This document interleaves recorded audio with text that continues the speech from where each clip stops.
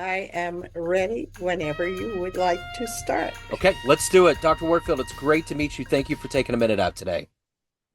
I'm honored. So let's begin our journey with COVID. I know we're getting tired of talking about it, but it was such a central figure in our lives for a while. How did you get through that time period, and how has it changed the way that you do things now? It's probably more important to you than it is to me, Joe, because Yeah. you had COVID and I did not get it. Yeah. And I was very clear that I did not want to catch COVID from all I was reading about it, all the deaths, the trauma, the pain, the I can't even remember now what all the symptoms were. You could probably tell me better than I can remember them. But no, I pretty much hibernated in my own home. I stayed away from people, and this is very unusual for me because I am a social person. I certainly stopped going out to Siesta Key to the beach. Um, I just stayed home. I had my food delivered. I think I was washing everything down that was delivered to me before I even ate it, to make sure I did not catch any of these COVID germs. I got my shots. I've had my shots regularly since, although I know some people who've gotten the shots still got COVID, but they didn't die from it at Yeah. least. Yeah. So that's pretty much my story. To some extent, I wouldn't say I'm exactly hibernating now. Clearly, I'm not if I'm on your show. Sure. But then I'm still in my own home Yeah. at my own desk behind my own computer right now. Sure. So you've had such an interesting life. I'm always fascinated by attorneys are like the jacks of all trades. You have to know a little bit about so many things. You're so well rounded. You're the perfect contestant on a game show. And then you're an educator and you're an energy alchemist, you're a best-selling author. There's all these things, but if we had to boil down who you are, I'm going to put you in front of a bunch of grade schoolers, third graders at career day, and one of the kids is curious and says, "Hey, what do you do for a living?" How do you answer them? That's a different question. What do I do for a living is a different question from who I am. We can delve into both of those. Let me start with who I am. I am who I am right here, right now. But that changes depending on context, changes depending on where I am located, what my physical resources are at any particular time, who I'm interacting with, and my intentions are always very clear. That I want to bring a harmony or a power with dynamic into all my relationships. My elevator speeches, uh, I serve wisdom seekers who want understanding and clarity so that they can live peaceful, powerful, prosperous lives. And I have a very strange combination of trainings and experiences. I've had many, many, many mystical experiences, or they're like aha moments where nothing out there changes, but the way you understand something suddenly changes like that in a nanosecond. So it's almost like a miracle. And then it's thank you, but how did this happen? And you can never figure out how it happened Yeah. or why it happened. But I don't know. Why don't you ask any other questions you want to ask? Yeah, no, no, that was a great answer. And I'm curious, what did you want to be in the third grade? What was your dream to grow up and become? I haven't the foggiest idea. I don't remember third grade. What was my dream? My dream was I wasn't even dreaming at that point. My parents, who were both educators, my mother really conditioned me. My job when I grew up was to find a husband have children, rear the same kind of family that she and my father had reared, which was a very, very functional, loving, kind family where my parents were always there to support me and teach me new things. And we played a lot of games in the evening. My mother would go out in the neighborhood and organize all the neighborhood children to play games like Red Rover or I See Something Red or I See Something Blue. There were lots of games that we played together. And that upbringing has really shaped me over my years because I know what harmony and fun and play and joy is like in a group setting. It is possible. And that's what our foundation, Planetary Peace, Power, and Prosperity, that's my mission at the present time. Now, at in third grade, I think you were asking me, I don't really remember, Sure. but it was quite clear to me that my mother wanted me to get married. So I went to college not to educate myself, really. I got okay marks. I was a good student and I respected my teachers and all that kind of stuff. But I was out there to find a husband.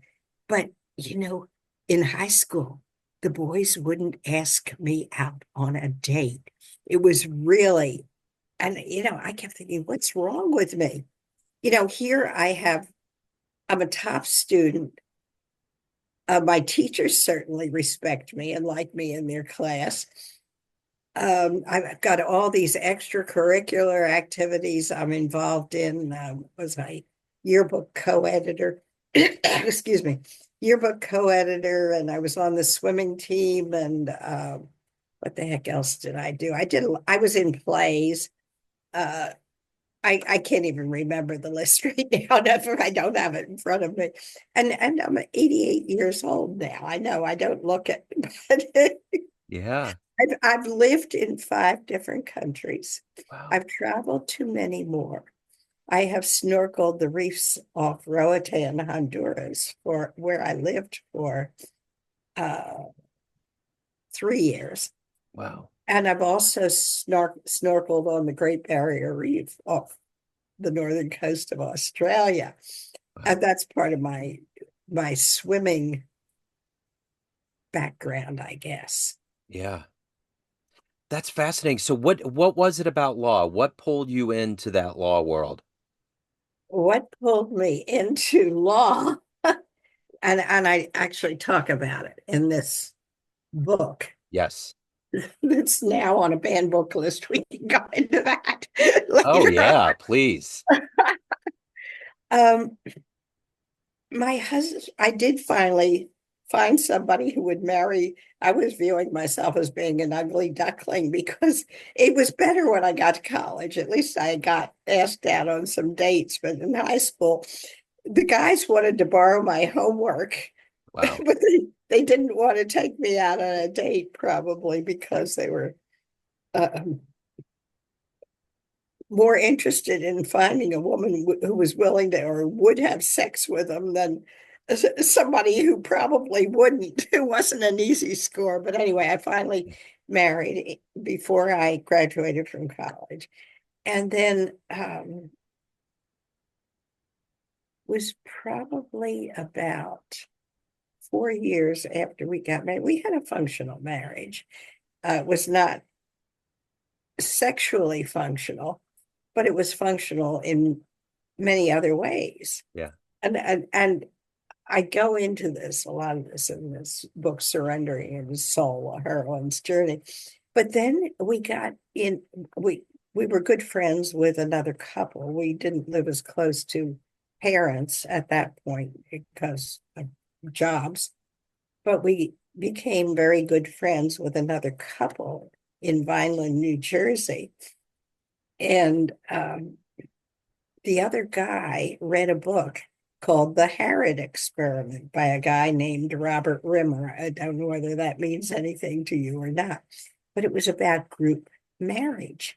And the thesis behind it was that in an intimate relationship with another person, you would discover aspects of yourself and uncover them. And you'd never seen these before, but they suddenly pop up, and then you get to learn new things about who you are. So we talked about it for months. We were really cautious. We all read it. He read it first, and they said, "Hey, this is a really interesting book. You ought to read it." We all read it. We talked about it for months. And then eventually we got into it. Your original question here, I haven't lost track of that, Sure. um, was how I got into the practice of law. The group marriage was a very interesting experiential lesson in human dynamics. And it is quite true that you discover aspects of yourself in an intimate relationship with another person. But it was so complex. It was almost like being on an emotional roller coaster sometimes. I mean, but we were very transparent in what we were experiencing. One minute you'd be on an emotional high, and the next minute you'd be down in the valley, and just thinking, "Oh my gosh, I'm afraid, or I'm angry, or this is not right, or something else." And ultimately, it exploded, and I ended up in a homeless shelter for 5 days. Now, I had to go back to work at that point because it's very complex. I don't have time to go into all the details, but I go into more of the details in this book. Absolutely. Um, did you want to ask another question? I can stop talking Well, anytime. I kind of want to hop through a little bit here to give people a taste of you and getting the book. And I want to know who's been a hero, who's been a consistent inspiration in your life. Well, it's really interesting. I mean, I applied to law school, which had never entered my head at age 20, because I didn't want to be in a homeless shelter. My parents, fortunately, were in a position where they could buy a home where I could live, and where I had a shelter at least. I had a place to prepare meals. I had places where my children could sleep, but I needed to go back into the job market and earn money. I went into the job market at $1.50 an hour. Wow. I got I had to count my pennies before I could buy a quart of milk. And then eventually I moved up to getting paid $4.50 an hour. I was working for a couple of financial advisors, and one of my jobs, besides making coffee and filing, was reviewing pension plans that were written by another local attorney, by a local attorney who couldn't write a simple sentence with a subject and a predicate, a lucid sentence. Then he would sell my work to another attorney in town and he would get $800 for what I was getting paid $4.50 to do. That's when I thought, hey, I don't like being in this space. I'm going to apply to law school. Never thought I would get in, went through on a part-time program, drove 3 days a week, round trip. It was about an hour each way up to Rutgers School in Camden, Rutgers Law School. Went through a part-time program, knew I would have to get top-notch marks to even get a job in 1980 with a law firm any place, because there were not a lot of women in Yeah. the law profession. Okay, I think I've answered your previous question. So, Yeah. Yeah. Yeah, you certainly have. So, what has been your motivation throughout all these years to consistently be better, to do great work, to evolve as a human? What is that has gotten you up every day to do that? there's a part of me that doesn't know. It's a drive. It's, I can think of it as some kind of a connective flow with something that you really can't name, but you can experience it. Um, I mean, it's been given many names like God, Allah, universal energy, power greater than myself, probably Gaia, um, the Tao, awareness, pure present moment awareness, be here now. It's it's a it's a flow. If you think of Einstein's equation, E equals mc squared, it's something, the E is something on the left side of that equation that you can connect with, immerse yourself into kind of, or I think of it as it's a surrender because you give up your ego. Yeah. You trust this spirit power, whatever the heck it is, and it's been, words are placeholders for experiences. So you can give it a lot of different names, and it's been, a lot of people have had this kind of experience in their lives, and they have given it many, many different names over the years. I kind of like power greater than myself, and I can't conceptualize it because when I conceptualize it, I'm creating a subject to object duality rather than trusting this energy, spirit, power to flow through me and back out into the world.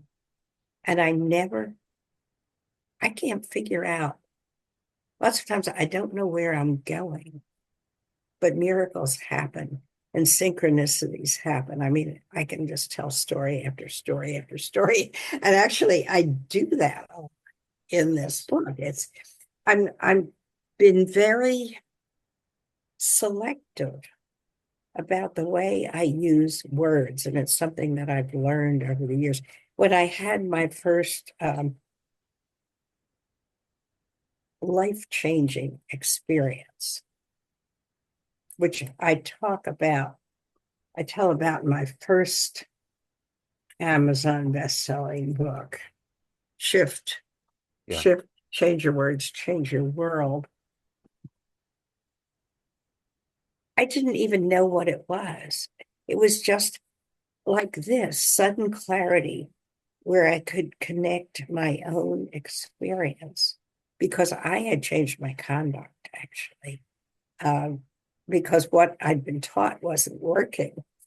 So I did something differently. And all of a sudden, I got this immediate clarity to words that I'd been taught as a child from the Bible in Unitarian Sunday school: resist not evil, but turn the other cheek. They never made any sense to me. Yeah. Why, if someone smacks you on one side of your face, should you say, go hit me again? Yeah. But my experience was kind of analogous to that. You have more questions you want to Yeah, ask? no, no, no. I get you. I get what you're saying. And we're doing a really good job of kind of scratching the surface, which people can find out more in the book. This is the tip of the iceberg that Yeah, I can talk about here in yeah, whatever time we have available. yeah. So let me ask you this. Of everything that you've done and overcome and achieved and evolved into, what are you the proudest of? Probably the foundation, which is a 501(c)(3) educational foundation. And I've been doing, let's see, I did about 3 years of my own podcasts, which were audio only. And then the podcast owner says to me, well, how would you like to do TV shows? And I said, thanks, but no thanks. I don't have the least interest in doing that. But then I started talking to some of my friends and the people I would learn from or worked with over the years. And that's another question you asked that I didn't answer. I think my heroes were. But getting back on the other track, see all those colored lines going out behind me for my logo. Yeah, We're flipping from track to track to track here. yeah. Um, Let me see your original question here. was what are you the proudest of? Thank you. And yeah, it would be the foundation because uh, I started talking about the TV shows we've been doing now for 3 years. We are now creating a free public library of short videos where we're taking, we have over 110 TV shows now. We're breaking them up into short segments that maybe people will actually take the time to watch. We've got a web, I guess, no, it's a YouTube site, I think, right now. Someone who knows much more about how to do this stuff than I do is doing the work for me. But we're creating these little, say, 5 minute long or less snippets from our TV shows. Our TV shows, which is called, it's called Planetary Peace, Power, and Prosperity. They're live streaming all over the place in so many places, I can't even keep it straight. They are impactful. I mean, I'm working with a lot of really brilliant people all over the planet, including one of the members of our board of directors is currently, no, I don't know whether he's currently in Delhi, but that's where he lives, Delhi, India. And I met him in 2018 when I traveled to India for a couple of weeks with a gentleman named Andrew Harvey, one of my mentors. You asked me who my mentors were. Um, and if we flip back for a minute to that thread, picking up on another one of those lines going out from that center point of pure present moment awareness or connection or who I am right here, right now. Nandi Kumar is his name. He was the one who was organizing, um, got too much down in my brain, Andrew Harvey's trip to India. Yeah. That's where I met him. He's now a member of our board of directors, but his focus is on educating women mostly, you know, giving them the opportunity to learn and grow because in many cultures, some of them, if a female baby is born, she's actually killed or thrown out in the wilderness to die Wow. because she's considered less valuable Wow. than the male children in some cultures. Where do you want to go next? Do you want, let me say one more thing. I think the mentor from whom I learned the most, after I went down into this dark night of the soul, where I had followed all the rules, the cultural rules, I had loved, honored, and obeyed my husband, which was part of my marital vows. And I ended up in a homeless shelter. I needed to learn. I needed to shift my own beingness somehow. I didn't want to be in that space. And there was a part of me that was really very angry and feeling disrespected. So that was a dark night of the soul, which I have eventually moved out of. But the foundation, getting back to that, if every person on this planet were to learn the skills and the tools to bring inner peace into their own life, there are a ton of practices out there you can learn and explore. A sense of personal empowerment right here, right now. And then a sense of prosperity, which it can be money flow. This is the infinity symbol, by the Yeah. way. It's definitely a flow of support. It can be support. It can be a flow of money. It can be a flow of friendship.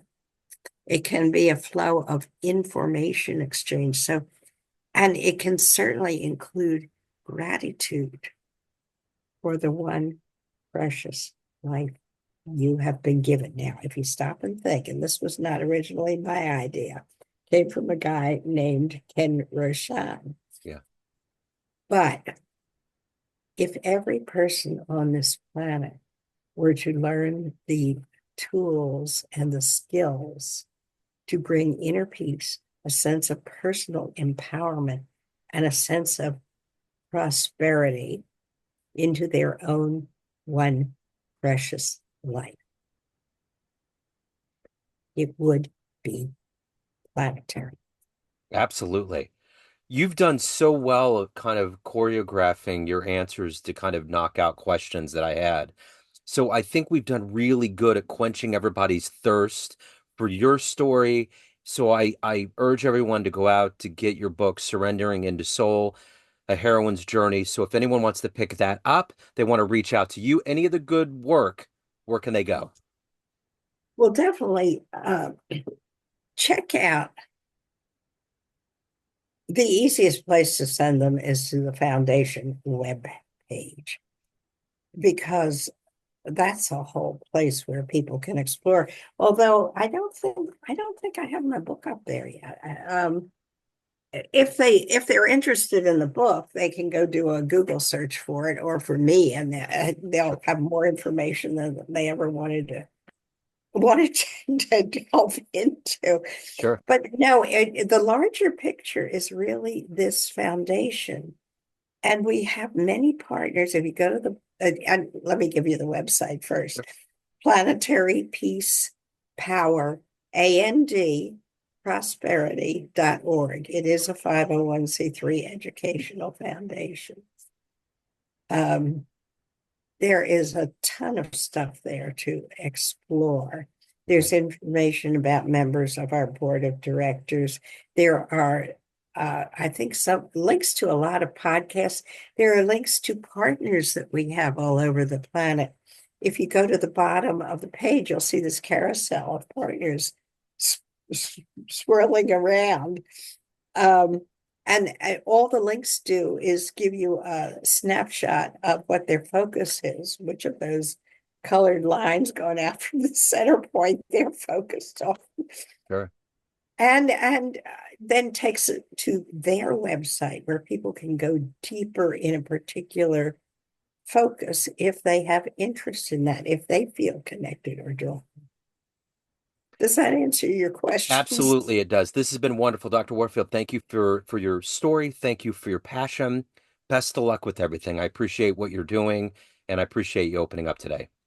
Well, thank you very much, Joe. I enjoyed it. Probably did too much talking. No, that's what we do. This is what we do. So thank you. You really wove a wonderful tale, and I urge everyone to go get the book. I'll have it in the show notes. So again, thank you, and send all my love to Florida. Send your love all over the world, Yeah, absolutely. because there are other places that need it even more than Florida. Okay. All right. Yeah, sounds good. Okay, thank Thank you you. again. Take care.